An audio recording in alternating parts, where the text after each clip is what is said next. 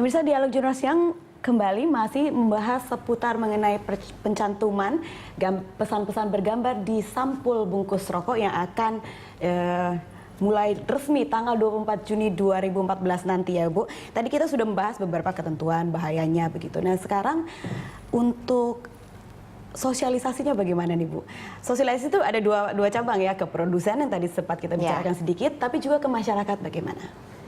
Jadi pertama saya ingin menyampaikan bahwasanya Ibu Menteri sendiri di dalam setiap kunjungan kerjanya ke daerah, baik itu di provinsi maupun di kabupaten, beliau selalu membawa kit advokasinya untuk awareness kepada advokasi ya kepada pimpinan daerah. Dan kita sekarang juga alhamdulillah memang respons dari pimpinan daerah itu juga sudah baik. Sudah ada 127 peraturan pergub, per bupati, per wali gitu ya untuk kawasan tanpa rokok.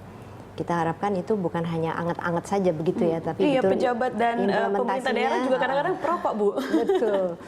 Jadi Ibu Menteri sudah melakukan itu dan kami pun melakukan roadshow ke beberapa provinsi untuk melakukan informasi tentang akan diberlakukannya peringatan tanda gambar ini dibungkus rokok di setiap di acara Car Free Day seperti itu. Dan itu antusiasme dari masyarakat ketika ditanya dan sebagainya, mereka menyadari betul. Oh iya benar juga ya, kalau ngelihat gambar seperti ini kita jadi berpikir dua kali untuk ini. Karena kalau yang dulu mungkin hanya tulisan peringatannya, sehingga tidak terlalu diperhatikan. Tetapi ketika itu berupa gambar, orang jadi berpikir, serem amat ya dampaknya gitu. Kami berharap utamanya untuk para pemula itu, untuk dia punya rem lah begitu. Apalagi kalau yang gambar anak kecil dan bayi itu, bagaimana melihatnya Bu ya? Iya. Kalau Pak Edison menilai bagaimana sosialisasi sementara ini Pak? Kalau saya secara pribadi maupun kelompok, saya selalu sosialisasikan bahwa merokok itu bahaya. Dimanapun saya berada, selalu saya katakan berhenti merokok sebelum kau seperti saya. Saya selalu katakan demikian. Apa itu maksudnya sebelum kau seperti saya Pak? Saya kan bohong. Oke, apakah itu astagfirullah? Maaf Pak, apakah itu karena rokok Pak? Maaf Ya, kalau boleh ini saya tanya. akibat dari rokok, 80% dari rokok.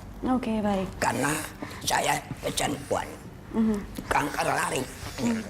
Pada waktu itu ini udah saya kolab karena ininya sudah benturkan ke pernapasan, dan ada dioperasi.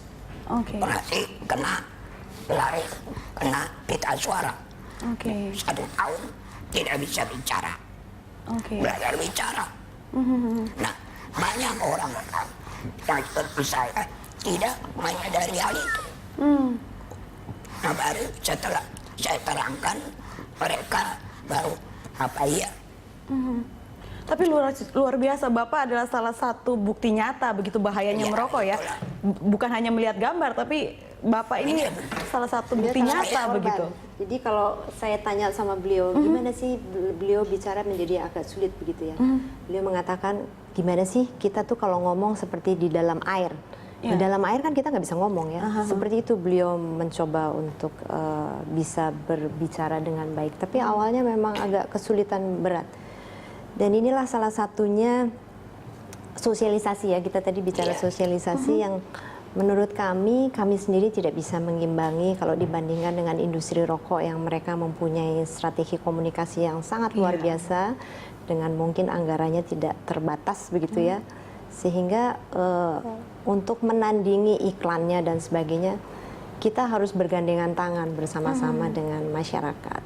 Pak Edison, ada usulan tidak Pak, baiknya bagaimana untuk kita bisa menekan pengguna rokok di Indonesia dan juga tidak ada yang mengalami seperti yang Bapak rasakan begitu ya Pak? Saya selalu berkata di mana-mana pun, ya berhentilah merokok.